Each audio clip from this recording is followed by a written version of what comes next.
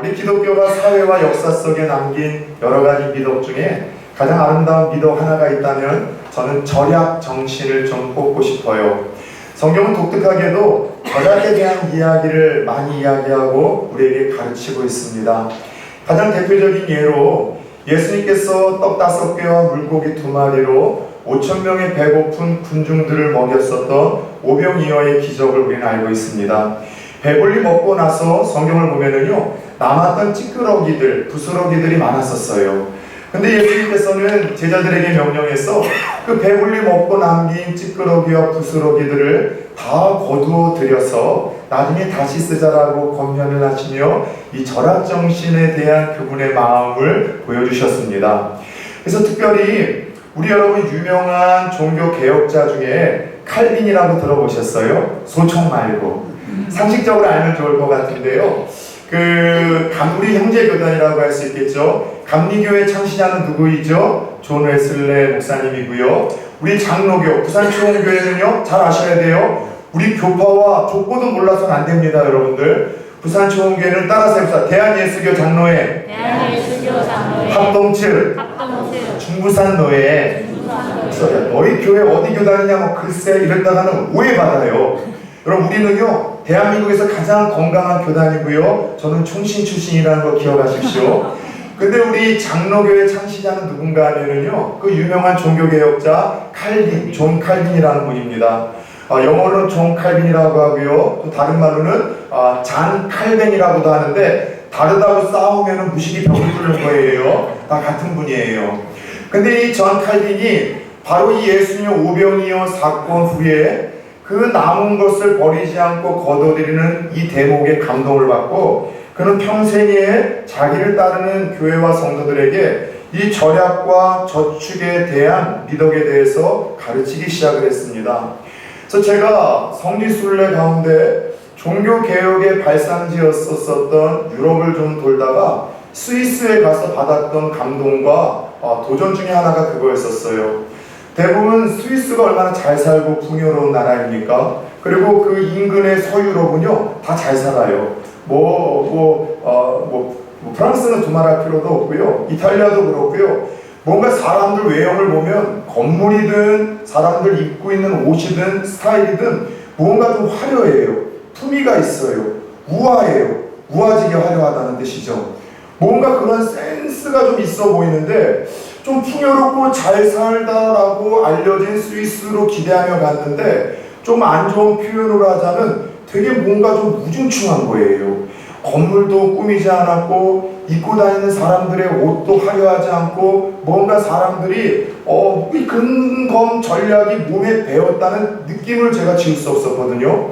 근데 그러한 생각을 갖고 있는 찰나에 예수를 전혀 믿지 않던 가이드분이 그 이야기를 해주시더군요. 이 스위스 사람들의 시민성과 국민성은 놀랍게도 성경에서 시작이 되고 자리를 잡게 되었다는 거예요. 스위스 사람들이 가장 존경하는 인물, 그들에게 가장 영향을 주었던 이가 누구냐면요, 그 종교개혁자 잔 칼빈이라고 합니다. 그래서 그가 이 제네바에서 오랫동안 정치와 종교와 리더로 활동을 하면서 그가 끼쳤었던 영향이 지금도 흘러가서 두 가지 시민과 국민성이 성경을 통하여 칼빈을 통하여 지금도 흘러가는데, 첫 번째는 이 직업에 빈부귀천이 없다는 거예요. 그래서 우리나라는 네 아버지 뭐 하시노? 물어봐가지고서 뭔가 그 귀천을 은근히 지금도 따지잖아요. 말로는 직업의 귀천이 어딨냐고 이야기를 하지만, 그런 여러분 우리는 뉘앙스가 좀 있지 않습니까? 근데 그들은요, 진짜 모든 직업은 하나님 앞에서 부여받은 소명과 사명을 이루는 도구라고 생각하면서 직업에 대해서 당당함을 가지고 있는, 프라이드를 가지고 있는 그들의 모습에 작은 도전을 받았고요. 또 하나 스위스 사람들이 갖는 시민과 국민성 중에 하나가 뭐냐면은 근검 전략이라는 거예요. 그래서 쓸데없는 일에 자기를 치장하거나 자기를 드러내는 일에 그걸 꾸미지 아니하고 이렇게 낭비 없이 절약하고 저축하는 이 절약의 정신이 성경 안에서 칼빈을 통해서 흘러가고 있다는 이야기를 듣고 얼마나 기분이 좋은지 몰랐습니다. 그런데 중요한 것은요, 이처럼 이 절약과 저축에 대하여 이 성경과 기독교가 많은 영향력을 오랜 세월 속에 흘려주다 보니까 대부분의 크리스찬들의 머릿속에는 이런 생각이 좀 있어요. 절약은 성경적인 거고, 절약은 하나님이 기뻐하시는 일이지만 낭비하는 것은 비성경적이고 죄악이다라는 생각들이 대부분의 성도들의 머릿속에 또 마음속에 자리 잡고 있다는 것이죠. 저는 이 이야기에 토를 달고 싶지는 않습니다. 절약이 성경적이고 하나님이 기뻐하시는 이것이 삶이고, 낭비는 비성경적이고 죄악된 일과 연루된 일이 많다라는 이야기에 공감을 하지만, 그러나 모든 것에는 예외가 존재하는 법 아니겠습니까? 무슨 말이에요? 절약이라고 다 좋은 절약은 아니고요, 낭비라고 다 나쁜 낭비는 아닐 수 있다는 것이죠. 실례로 여러분, 절약은 하지만 존경받지 못하는 절약이 참 많지 않습니까? 다른 사람들에게 손해와 피해를 끼치며 피눈물 나게 만드는 절약이 얼마나 많냐는 것이죠. 추한 절약이라고 할 수 있어요. 반면에 낭비라고 할 수 있지만 고상한 낭비가 있습니다. 다른 사람에게 행복과 기쁨과 삶의 질을 높여주는 낭비가 있고, 여러분들 중요한 것은 존경을 받는 낭비가 있고, 낭비를 통해서 사랑을 받게 되는 낭비가 있고, 더 나아가 하나님께 칭찬을 받을 수 있는 낭비가 있는 것 아니겠습니까? 그를 위해서 오늘 함께 읽었던 본문에서도요, 우리는 한 여인의 어떤 낭비가 여러분 이 사건의 주제이긴 하지만 그 낭비를 보며 예수 그리스도께서 칭찬을 하시며 기억하시고 기념하신 바가 될 것이라고 약속하셨던 한 이야기를 접하게 됩니다. 자, 예수님께서 제자들에게 마지막 때 일어날 종말의 징조와 특징, 심판에 대한 이야기를 구체적으로 들려주셨죠. 그리고 그렇게 제자들과 따로 다시 한번 교제하는 날, 그 교제의 장소는 베단이라는 한 마을에서 예수님이 전에 문둥병, 한센시 병을 치료를 해주었는데, 그때 치료를 받았던 시몬이라는 사람이 감사해서 이 예수님을 잔치 자리에 모시게 되었습니다. 한창 잔치가 무르익고 이 분위기가 즐거운 가운데 뜻밖의 불청객이 찾아왔어요. 한 여인입니다. 그리고 찾아온 그 불청객, 그 여인은 잔치 자리에 앉아 식사를 하시던 예수님의 머리에 자신이 가지고 온 아주 값비싼 향유를 깨뜨려서 통째로 들이붓습니다. 뜻밖의 행동에 제자들은 이 여인을 막 비난하기 시작합니다. 그 여인이 했었던 행동 자체라기보다는 그 여인이 갑자기 예수님에게 나타나 머리에 쏟아부었던 그 향유가 보통 향유가 아니라, 말씀을 보니까 300데나리온이나 되는 엄청난 고가의 그 향유를 한 번에 여러분들 다 허비해 버렸다는 것 때문에 비난을 하기 시작을 하는 거예요. 300데나리온의 가치가 되는 향유, 이게 도대체 얼마 정도의 값어치일까요? 그 당시 정상적인 남자의 여러분들 노동, 그 임금 하루치가 1데나리온이었습니다. 그렇다면 300데나리온이라고 한다면 거의 1년치 연봉이라고 할 수 있어요. 약 한 3천만원? 4천만원? 5천만원 가량에 되는 아주 고급스러운 그 향유를 단 한 번에 그 자리에서 예수님에게 다 퍼부었다는 것에 대해서 쓸데없는 낭비를 했다라고 책망을 했던 거예요. 그런데 웃긴 거는 이 여인의 행동에 낭비라고 비난하는 제자들과 반응과는 달리 당사자인 예수님은요, 오히려 이 여인의 행위에 대해서 칭찬을 합니다. 그녀가 내게 좋은 일을 했대요. 이 좋은 일을 원어로 들어보니 따라서 해봅시다. 아름다운 일. 아름다운 일. 누군가는 같은 행위를 보고 이 낭비했다라고 막 비난을 했는데, 예수님은 좋은 일, 아름다운 낭비를 했다라고 칭찬을 하시고요. 더 나아가 이해가 안 되는 것은 그녀의 그 낭비를 아름답다라고 칭찬하실 뿐만이 아니라 앞으로 오고 가는 세대 속에서 복음이 전해지는 이야기, 예수님의 이야기가 선포될 때마다 이 여인이 보였었던 이 헌신과 낭비가 기억되고 기념될 것이라는 놀라운 약속을 하세요. 여러분, 도대체 그녀가 무엇을 낭비하고 무엇을 헌신했기에 주님께 칭찬을 받았고, 무엇 때문에 그녀의 낭비와 헌신은 오고 가는 세대 속에서 영원히 주님께도 사람들에게도 기억되고 기념될 것이라는 이 영광스러운 약속을 받게 된 것일까요? 가만히 들여다보면은 큰 두 가지 이유 때문인 것 같습니다. 첫 번째는 그녀의 헌신과 낭비에서 주님은 아름다운 동기를 찾아내신 거예요. 그녀의 그 헌신, 그녀의 그 낭비에서 주님은 그녀의 마음속에 담겨 있었던 그 그 헌신과 그 섬김의 동기를 읽어낼 수가 있었던 것입니다. 자, 다른 복음서에서도 역시 별 볼 일 없어 보이는 사건을 주목해서 다루고 있습니다.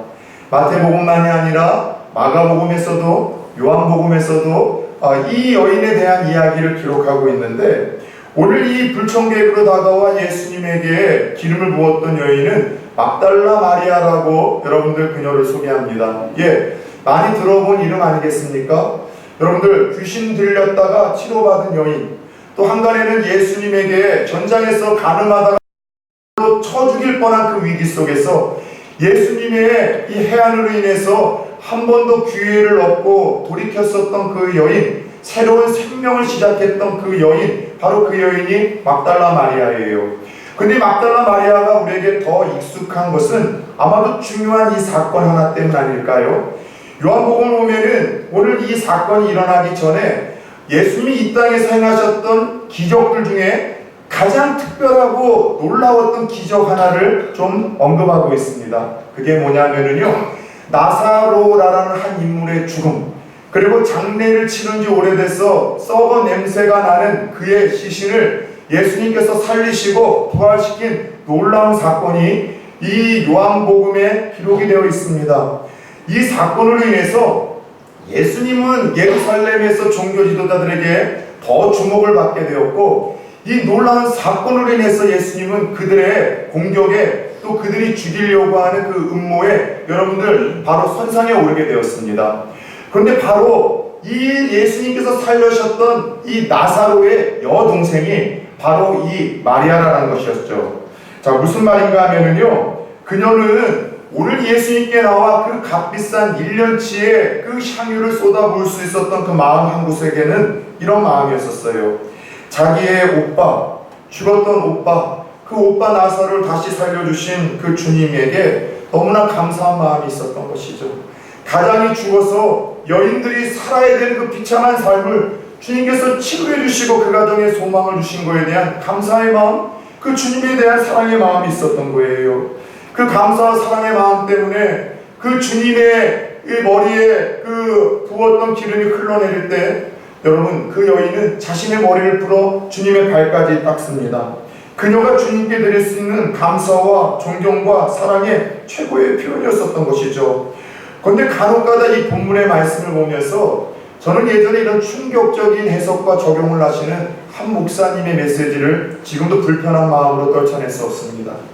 어느 한 부흥회에서 어느 한 목사님이 마지막 날 이 본문을 통해서, 여러분 보십시오, 예수님께 1년치의 연봉 3천만 원에서 5천만 원을 드렸더니 주님께서 칭찬하시고 이 값비싼 것을 헌신한 이 그녀를 평생 기억하시지 않았느냐. 그래서 여러분들도 정말로 힘을 다해서 값비싼 것을 드려야지만 하나님을 감동시킬 수 있고 복을 받을 수 있다라고 이야기를 하며 헌금을 그 자리에서 작성시키시던 한 이 부흥 강사 목사님이 있었어요. 여러분, 성경을 그렇게 해석하고 적용해서는 큰일 납니다. 오늘 이 사건을 통해서 하나님 말씀하신 것은 그녀가 비싼 것을 들여서 주님을 감동시켰다라는 그런 해석이 아니라, 그와 같은 일을 아낌없이 멈춤없이 또 여러분 스스럼없이 할 수 있었던 그녀의 마음 깊은 곳에 있었던 그 사랑과 감사의 마음을 주님께서는 의도적으로 우리들에게 흘려주고 계시는 거예요. 여러분, 그래요.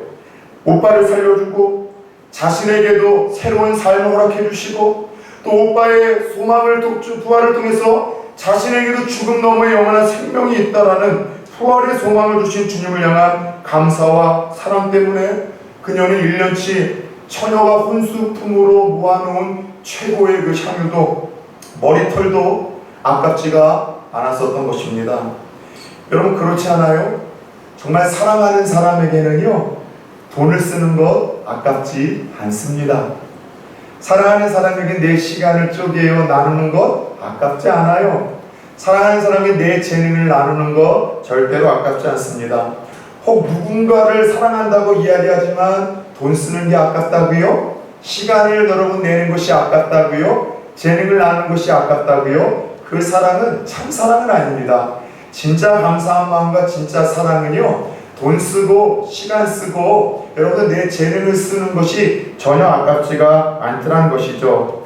여러분들의 기도와 또 여러분들의 섬김을 통해서 지난 주 대신동 교회 수련회가 잘 끝났습니다. 청년 대학 수련회가 첫째 날에도 많은 청년들이 가져갔는데요. 둘째 날에는 더 많은 청년들이 와서 자리가 없어서 위로 올라와서 집회를 인도해야 되는데 제가 늘 청년들과 함께하는 자리에서의 최고의 은혜의 수혜자는 저인 동시에 수련회 집회 전서부터 제가 참 이번에는 많은 은혜를 받았어요.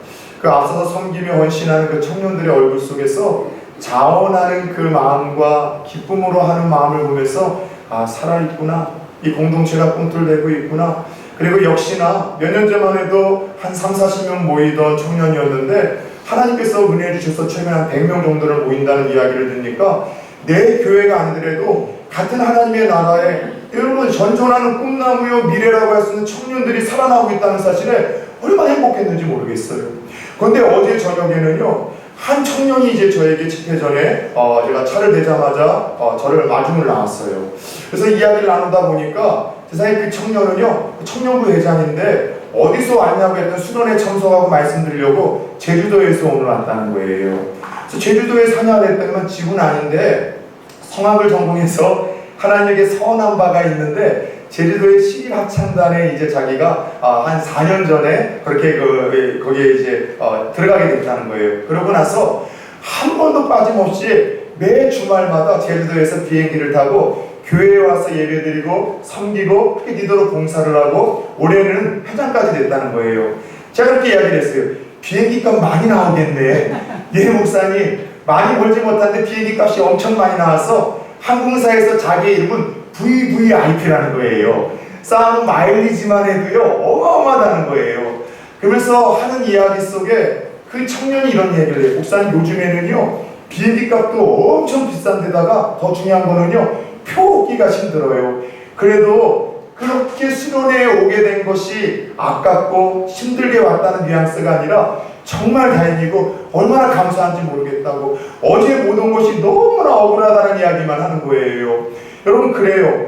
그 청년의 마음에 여러분 그렇게 오고 제주도에서 부산으로 가는 비행기값, 그 시간, 그 모든 것이 아깝기보다는 그렇게 즐겁게 간증할 수 있는 이유는 하나 아니겠습니까? 하나님을 사랑하는 마음 때문이에요.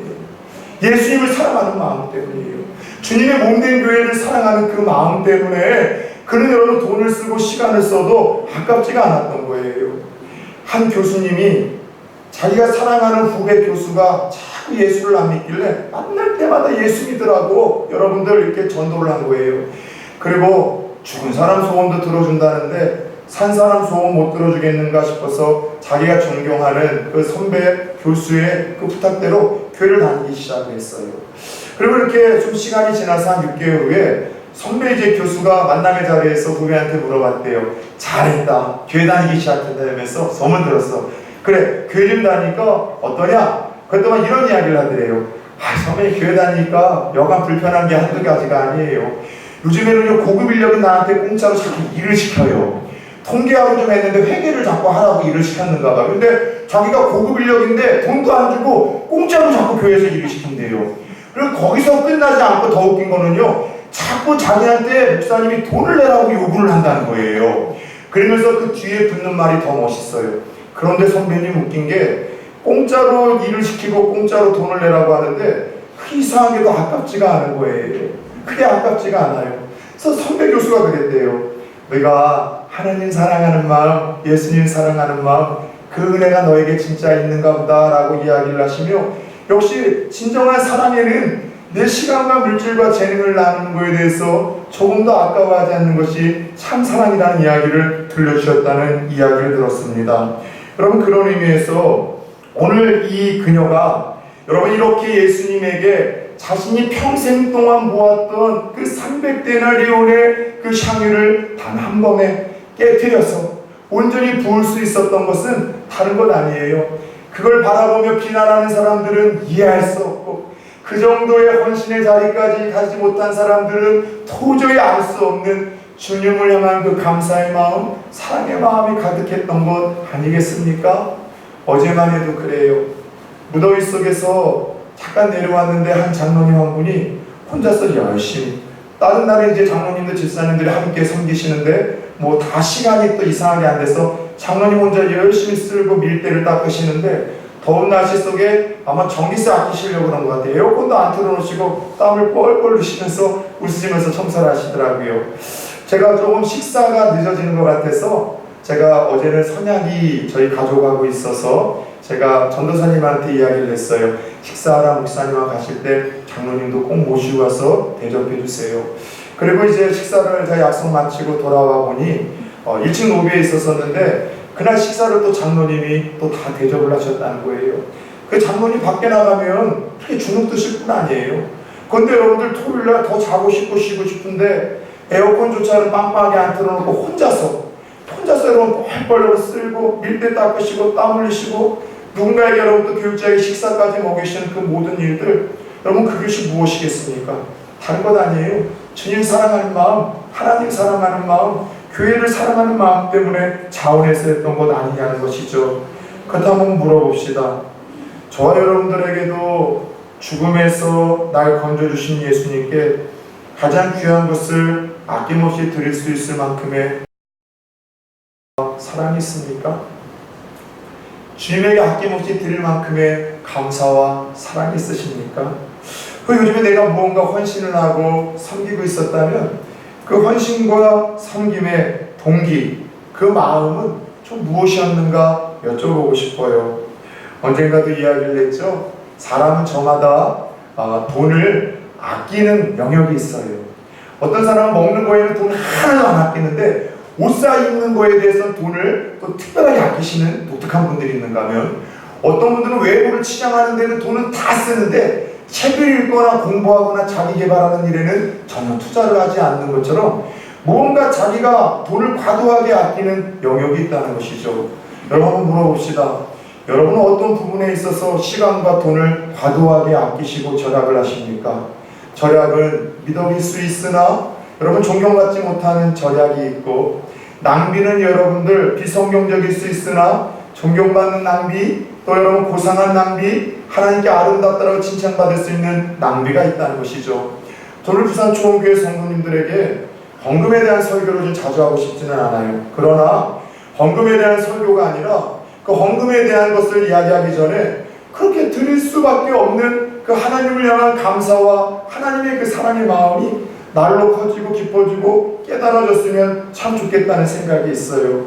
아무리 많은 액수를 드린다 할지라도 그 마음에 주님을 향한 감사와 사랑의 그 동기가 없다면 그 헌신은요, 여러분들 내가 어떻게 포장을 하든 하나님 볼 때는 낭비에 그칠 것이지만, 아무리 작은 거라 할지라도 내가 정말 주님을 향한 감사와 사랑을 마음을 담아 최선을 다한다면 여러분 그것은 하나님께서 칭찬하시는 아름다운 낭비가 될 수 있다는 것입니다. 제가 아비와 같은 심정으로 부산초원교회 성도님들에게 하나님 앞에서 조금의 다른 악한 의도 없이 여러분들이 정말 복받는 주인공이 되기를 원하여 다음과 같이 권면합니다. 해마다 우리는 몇 번의 감사, 절기헌금을 드릴 때가 있어요. 제가 우리 성도님들 볼 때마다 아마도 이전에 계셨던 목사님들이 그런 부분에 대해서 부담을 가지고서 아마도 잘 가르쳐 주시지 않은 것 같아요. 여러분 그래서는 안 돼요. 하나님께 드리는 부활절이라든가 추수감사절이라든가 이런 절기 감사헌금은요, 그냥 내가 때우기 위해서 하는 것이 아니라 내가 할 수 있는 것에 대해서 최선을 다해야 된다라고 저는 제 어머니에게, 할머니에게, 저를 가르쳐 주신 영적인 아비들에게 배워왔고, 그렇게 저는 섬겨왔을 때 하나님 주신 특별한 은혜가 있어요. 이상하게도 부산 초원교회에는 정말 하나님께 쓰일 수 있을 만한 축복받은 사람들이 많지 않을까 모르겠어요. 그렇게 단 한 번이라도 평생에 나를 구원하시고 나를 위해서 자신의 몸을 옥합으로 깨어주신 그 예수님을 사랑하는 마음으로 기억되고 기념될 만한 그런 감동적인 헌신과 섬김이 없었기에 하나님께 평생 간증으로 남을 만한 축복의 주인공들이 없는 것은 아닌가, 그런 고민을 갖게 되더라는 것이죠. 오늘 마리아의 그 헌신과 낭비가 주님 앞에서 칭찬받는 아름다운 낭비가 될 수 있었던 것은 그녀의 그 마음의 동기에 주님을 향한 감사와 사랑의 마음이 담겨 있었기 때문이었습니다. 두 번째, 오늘 주님께서 이 마리아의 헌신을 칭찬하시고 오가는 세대 속에 기억하시고 기념할 수 있었던 것은 그녀의 헌신에서 여러분 헌신의 우선순위와 타이밍을 놓치지 않는 지혜를 보셨기 때문이에요. 여러분 그거 아세요? 헌신과 섬김에도요 우선순위가 있고요, 헌신과 섬김에도 때가 있고 기회가 있고 타이밍이 있다는 거예요. 이상하게도 오늘 본문을 보면 성경은요, 이 마리아가 주님께 특별한 헌신을 드렸던 여러분들 그 시기에 대해서, 때에 대해서 자꾸 부각시킨다라는 느낌을 다른 복음서를 보고 본문을 봐도 자꾸 느끼게 됩니다. 자, 오늘 이 사건은요, 예수님이 이제 그분의 사명을 따라 십자가에서 죽으시기 바로 그 일주일 전, 바로 여러분 그 즈음에 일어난 일들이죠. 오늘 본문 1절 2절을 보십시오. 예수께서 다시 제자들에게 자기 죽음에 대해서 예언을 하세요. 얘들아, 내가 죽을 거야. 내 몸을 정말 거룩한 향유옥합처럼 깨뜨려서 그 보배로운 피로 말미암아 너를 살려주고 이를 위해서 내가 올 것이다. 마음의 준비를 하라. 그리고 본문 3절 5절에는 여러분 또 다른 장면의 전환으로 제사장들과 장로들, 종교 지도자들이 예수님을 잡아 죽일 여러분 사악한 음모를 꾸미고 있습니다. 살려야 될 사명이 있는 사람들인데 예수님이 자기들 밥그릇 건드렸다고, 물질에 손해를 주었다라고, 자존심 건드렸다고 예수님을 죽이려고 하는 사악한 음모를 꾸리고 있는 이 인간의 죄성, 여러분 발견이 되어지지 않습니까? 그리고 6절에서 13절까지 이 여인의 아름다운 이 난계에 대한 이야기가 들려주고, 이 사건이 끝나자마자 더 놀라운 것은 14절에서 16절을 보면 이 여인의 헌신에 왜 비싼 향유를 팔아 가난한 사람들을 돕지 않고 예수님께 그걸 다 쏟아부어 낭비를 하느냐, 제자들이 비난을 하는데, 그 제자가 요한복음을 보면 누굴까요? 가룟 유다였다라고 구체적으로 밝히고 있는데, 그 가룟 유다가 비판을 하다가 여러분들 돌아 나아가 예수님을 은 30의 거래를 하고 있는 장면을 성경은 의도적으로 다루고 있습니다. 여러분 사실 예수님이 마지막 그 대속사역을 위하여 예루살렘에 입성하셨던 그날부터 주님은 종교 지도자로부터 끊임없는 도전과 비난을 받으시며 영적인 싸움을 싸시는 가운데 날마다 피곤한 삶을 살아내셔야만 했습니다. 그들은 예수님을 죽이려 흉악한 계획을 세우고 있었고, 심지어 3년 동안 예수님을 따르던 그 제자 가룟 유다는요, 예수님을 팔 구체적인 계획을 마음에 품고 실행하고 있었습니다. 이 모든 것을 몰랐으면 속이라도 타났겠죠. 나를 죽이려고 그 종교 지도자들이 계획을 하고 있고, 자신의 제자가 자신을 그렇게 배신할 것을 꾸미고 있는 것을 다 아셨던 예수님의 마음이 어떠셨을까요? 무너지지 않으셨을까요? 너무 답답하지 않으셨을까요? 너무 힘들지 않으셨을까요? 그런데 이런 상황 속에서 예수님에게 위로와 기쁨이 되었던 이는 제자들도 아니었었고 종교 지도자들도 아니었었고 한 무명의, 여러분 정말 죽을 뻔하다 죄 때문에 간신히 살아난, 그리고 여러분들 가난한 한 여인이 예수님의 유일한 여러분 기쁨과 여러분 예수님의 유일한 여러분 위로가 되었어요. 다시 말해 오늘 마리아의 헌신은 예수님의 마음이 가장 무거우셨을 때, 가장 지치셨을 때, 그분이 곧 잡히시게 되어 더 이상 섬기고 싶어도 섬길 수 없는 그 때가 가까웠을 때 헌신이었다는 것이죠. 예, 제자들과 달리 마리아는 여성이었기 때문에 아마도 어떤 특별한 직감이 발휘됐을 것 같아요. 그동안 예수의 말씀을 들을 때도 집중해서 듣다 보니 예수의 메시지가 심상치 않은 거예요. 자꾸 죽는다, 너희를 떠난다, 내가 십자가에 팔릴 거다, 그 이야기를 듣고 예루살렘 시내를 돌아다니며 사람들을 만나도 분위기 자체가 예수님이 죽을지 모른다는 흉흉한 소문을 들면서 여성으로서 직감을 가지고 예수님을 내가 섬길 수 있고 주님을 향한 지금까지 그 감사와 사랑의 마음을 표현할 수 있는 기회를 이룰지도 모른다는 생각 속에 실행했는지 모르겠습니다. 그래서인지 주님은 자기의 죽음이 이제 얼마 남지 않은 상황 속에 그녀의 헌신에 특별한 의미를 부여하시며 칭찬하는 10절을 보면 다음과 같이 하십니다. 10절을 보십시오.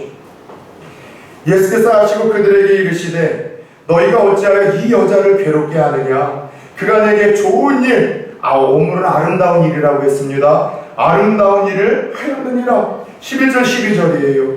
가난한 자들은 항상 너희와 함께 있으나 나는 항상 함께 있지 아니하리라. 이 여자가 내 몸에 이 향유를 부은 것은 내 장례를 위하여 함이니라. 마지막 때 정말 그녀가 직감을 발휘해서 주님의 장례를 위해서 그 기름 부었고 헌신한 것인지는 모르겠지만 중요한 거는 헌신의 우선순위가 있는데, 헌신의 타이밍이 있는데 그 기회를 놓치지 않은 이 여인에 대해서 주님이 지금 칭찬을 하고 있다는 거예요. 헌신에는 어떤 우선순위가 있습니까? 잘 들으셔야 돼요. 우리의 헌신과 섬김에는 우선순위가 있습니다. 첫 번째는 예수님과 그분의 몸된 교회를 위해서 드리는 헌신이 여러분 사회 구제의 헌신보다도 더 우선된다는 것을 잊지 마십시오. 간혹 이런 합리화를 펼치시는 분들이 있어요. 주님의 몸된 교회에 드리는 헌금이나 내가 직접적으로 가난한 사람들을 돕는 그 구제의 물질이나 하나님 모실 때는 다 같은 것일 것이다. 예, 세상의 가치관으로 보면 동등한 무게가 있을 수 있겠죠. 그러나 우리는 세상의 가치로 우리가 하는 모든 것들을 여러분 재보는 사람들이 아니라 하나님의 말씀으로 우리의 모든 여러분들 이 발걸음과 삶을 재야 되는 사람들 아니겠습니까? 여러분 중요한 거는요, 구제보다도 더 앞서는 것이 주님을 향한 사랑과 그분의 몸된 교회를 위한 헌신이라는 거 잊지 마십시오. 헌신에도 섬김에도 우선순위가 있습니다. 두 번째는 잘 보십시오. 헌신과 섬김에는요 때가 있어요. 봉사도 때가 있고 헌금을 드릴 때에도 때가 있고요, 은혜를 받는 것도 때가 있는데 그 때를 놓치지 않는 것이 바로 기회라고 할 수 있습니다. 어제 점심 때 같이 식사를 했던 분들은 제 막내 누님 가정이에요. 식사를 이제 부산에 놀러 오셨다가 올라가시는 길에 잠깐 이제 저를 보고 싶고 저희 가족과 식사하고 싶다고 해서 식사를 하면서 교제를 했는데 갑자기 제 앞에 앉았던 막내네요. 올해 벌써 57이 되셨다고 하더라고요. 주택공사에서 30년 동안 오래 있으시면서 제법 레벨도 높으신 양반이 갑자기 이런 간증을 하는 거예요. 목사님, 저 요번에 단기 선교 신청했어요. 볼때신앙인데 평생에 걸쳐서 늘 한 번은 해보고 싶다가 근데 지금은 공부해야 되고 지금은 애돌 봐야 되고 지금은 이거 해야 되고 미루다가 더 이상 이렇게 내가 가서는 60 넘고 70 넘어서도 이거 한번 해보지 못하겠다는 생각에 상은 안 되고 기회는 안 되는데 그렇게 헌신을 해서 신청을 해서 요즘에 월요일 날에도 화요일 날에도 수요일 날은 늘 가니까 그리고 금요일 할 때도 토요일 날에도 가서 훈련을 받고 책을 읽고 맨날 뭘 써서 낸대요. 그래서 내가 그랬어요. 우리 교회 전도사님 목사님들 그렇게 안 오는데 성도들이 목회자를 가야겠다고. 그래서 제가 매형을 칭찬을 했어요. 매형 잘하셨다고. 섬김에도 헌신에도 하나님을 만나는 것도 때가 있는데 더 늦기 전에 그 때를 잡아서 너무너무 잘했다고. 특별히 때가 시간이 안 되니까 언제 가냐고 물어봤던 우즈베키스탄으로 내년에 여러분들 그 구정 때 그 설날에 시간을 마치고 모든 그 열차들을 써서 그렇게 열흘 넘게 다녀온다는 이야기를 듣고 제 마음에 감동이 되는 거예요. 그리고 그 감동 그 옆에서 기름띠로 밥을 먹고 있는 막내 누님에게 향했죠. 누님은 다녀오셨어? 한 번도 안 갔대요. 그래서 매형 갔다 온 다음에 꼭 갔다 와야 된다고. 섬김과 헌신과 또 드림에도 하나님을 경험하는 것도 때가 있고 기회가 있는 법인데 때가 오고 상황이 없고 미루다가 그 놀라운 것들 경험하지 못하는 아쉬운 인생 되지 말고 붙들라고 이야기를 했어요. 제가 왜 그렇게 때를 중요하게 여기는가 하면 저는 목사로서 아픈 환우들을 많이 찾아뵙는 목사 아니겠습니까? 이번 주에도 우리 정영근 집사님 좀 이렇게 아프셔서 입원을 하셨다는 이야기 집회 갔다 오고 나서 들어서 오늘 제가 점심 먹고 전도사님하고 빨리 좀 병원을 한번 다녀오려고 해요. 근데 여러분 그래도 잠깐 아프셔서 퇴원하시는 분들은 괜찮은데 찾아가셔서 제가 만난 환우들 중에는 이제 살 날이 며칠 남지 않고 죽음을 준비하는 그렇게 여러분들 뭐 죽음이 얼마 안 남은 그런 분들 만날 때가 있어요. 그런 분들이 꼭 저에게 자주 들려주는 얘기가 있어요. 목사님, 하나님이 제게 한 번만 더 기회를 주신다면 제 소원이 뭔지 아세요? 한 번만 치료해 주신다면 교회 가서 마음껏 예배 드리고 싶어요. 한 번만 더 기회를 주신다면 마음껏 찬양하고 싶고 마음껏 교회에서 기도하고 싶고 마음껏 섬기다가 그냥 후회 없이 하나님 앞에 서고 싶은데 그게 후회가 된다는 거예요. 마음껏 예배를 드리지 못했던 것, 마음껏 헌신하지 못했던 것, 마음껏 섬기지 못했던 것이 하나님 앞에 설 때 제일 불편하고 그게 제일 두렵다는 이야기를 하면서 한 번만 더 기회를 주시면 마음껏 예배드리고 싶고 마음껏 섬기고 싶고 마음껏 찬양하고 싶고 마음껏 기도하고 싶고 마음껏 헌신하고 싶다는 이야기를 그때와 기회를 이룬 모든 분들이 늘 동일하게 이야기를 하더라는 것이죠. 사랑하는 여러분, 그런 의미에서 오늘 마리아는 예수님이 가장 힘드실 때, 그분의 마음이 누구로부터도 위로받을 수 없을 때, 그리고 그분이 떠나실 때 그 기회를 놓치지 않고 헌신하는 우선순위와 타이밍을 붙드는 지혜가 있었기에 주님으로부터 칭찬을 받았습니다. 지옥에 가면 가장 많이 들리는 이야기가 어둠 속에 있을 거라 이야기를 했죠.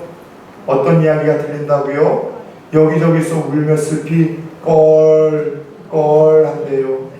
예배 잘 드릴 걸, 예수 끝까지 잘 믿을 걸, 끝까지 기도의 자리 지킬 걸, 더 헌신할 걸, 더 사랑할 걸, 더 바르게 살 걸, 껄껄 소리가 그 어둠 속에서 슬피 울며 탄식 속에 가장 많이 들린다는 것이죠.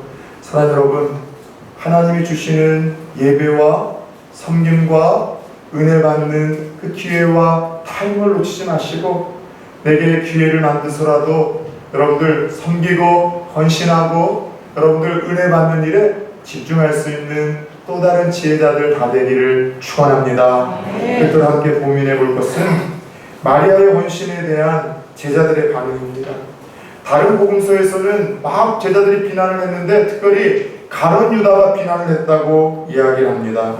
정작 향유를 다 부어드린 마리아는 그런에서 너무나 기쁘고 감사하고 하나도 아깝지 않았는데, 여러분들 섬기지 않았었던 제자들, 특별히 가룟 유다는요, 여러분 지켜보면서 300데나리온의 비싼 향유를 쏟아버렸다고 아까워합니다. 차이가 뭘까요? 다른 것 아니에요. 마리아의 마음에는 감사가 있었어요. 사랑이 있었어요. 하나님 만난 감격이 있었어요. 근데 유다의 마음은요, 돈에 대한 탐욕만이 가득했기 때문이죠. 요한복음을 보면은 이 사건에 왜 가룟 유다가 비난했는지에 대한 그 의도를 더 구체적으로 밝히고 있습니다. 유다는 돈 맡은 궤를 관리하면서 횡령하는 도둑이었다고 요한복음에서는 아예 기록을 하고 있어요.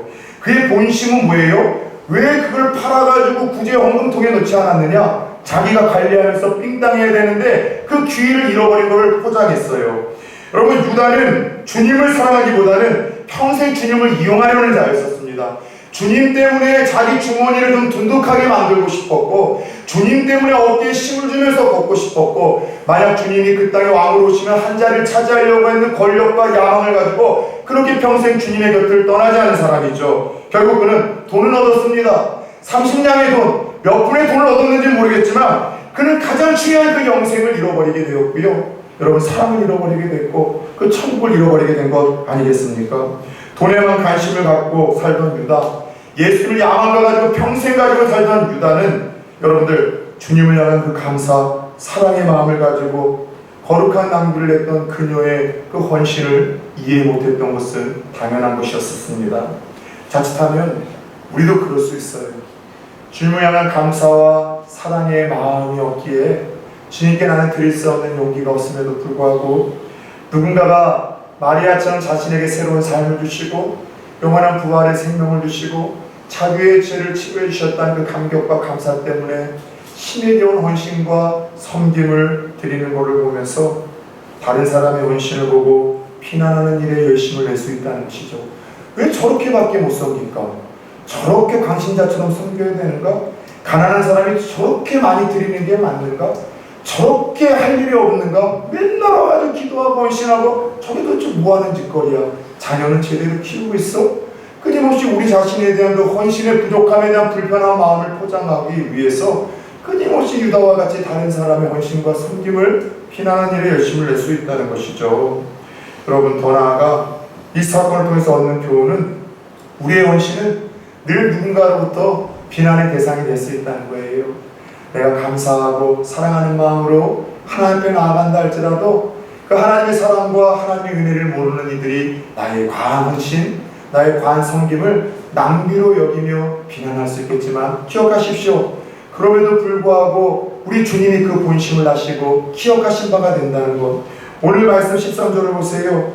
예수님은 그들의 비난과 달리 마리아의 헌신을 칭찬하시며 오가는 세대 속에서 영원히 기억하시겠다 약속하십니다. 내가 진실로 너희에게 이르노니 온 천하에 어디서든지 이 복음이 전파되는 곳에서는 이 여자가 행한 일도 말하여 그를 기억하리라 하시니라. 사랑하는 여러분, 예수님을 사랑하는 마음으로 드리는 헌신이라면 아무리 많이 드린다 할지라도 결코 낭비가 될 수 없습니다. 사랑은 말로도 할 수 있죠. 그러나 사랑은 행동이고 헌신입니다. 사랑하면 계산하지 않습니다. 사랑하면 아깝지 않습니다. 그저 다 드린 후에도 하나님 이거밖에 없어서 내가 못 드려요. 다 드리는데 하나님 더 드리고 싶은데 시간이 이거밖에 안 되고 다 더 드린 후에도 이거밖에 안 된다는 그저 모자란 마음, 미안한 마음뿐이죠. 오늘 이 여인이 가장 귀한 것을 주님께 드릴 때 여인을 비난하던 가룟 유다는 제사장에게 은 30을 여러분 받으며 예수님을 팔고 영혼을 팔아버립니다. 그렇다면 자신에게 솔직히 질문해 봅시다. 오늘도 교회 안에는 예수님 주변에는 예수님을 떠나지 않지만 예수를 통해서 무언가라도 얻을까 싶은 야망을 가지고 여러분 예수 곁에 머무는 가룟 유다가 있죠. 그리고 그 예수가 나에게 기대했던 것을 주지 아니하면 얻는지 그 예수를 배신하고 팔아버릴 수 있는 가룟 유다가 있는가 하면 그냥 나 같은 자에게 새로운 삶을 주셨음에 감격하고 감사하여 누군가가 이해하지 못하고 비난하는 거룩한 낭비로 헌신을 하는 마리아와 같은 여인이 있는데 저와 여러분들은 마리아입니까? 가룟 유다입니까? 오늘 이 사건이 있기 전 마리아가 가장 귀한 것을 주 앞에 깨뜨리기 전에 예수님이 이미 자신의 몸을 옥합과 같이 깨뜨려 십자가에서 피를 흘리시고 그 향기로운 피로 모든 이들에게 새로운 삶을 주고자 계획을 하셨습니다. 그리고 예수님께서 오늘 우리를 새롭게 하셨죠. 우리에게도 영원한 생명을 주셨습니다. 그렇다면 단 한 번만이라도 내 삶 속에서 오늘 마리아처럼 주님께 기억되고 감동을 드릴 만한 헌신과 드림의 시간이 있었는가 여쭤보고 싶습니다. 만약 주를 향한 사랑과 감사의 마음이 내게도 있다면 그럼 어떻게 표현하시겠습니까? 주를 사랑하기에 그분이 나를 구원해 주셨기에 감사하기에 오늘 저와 여러분들께 드릴 수 있는 향유 옥합은 무엇입니까? 무엇을 내려놓겠습니까? 무엇을 멈추시겠습니까? 무엇을 포기하시겠습니까? 무엇을 들으시겠습니까?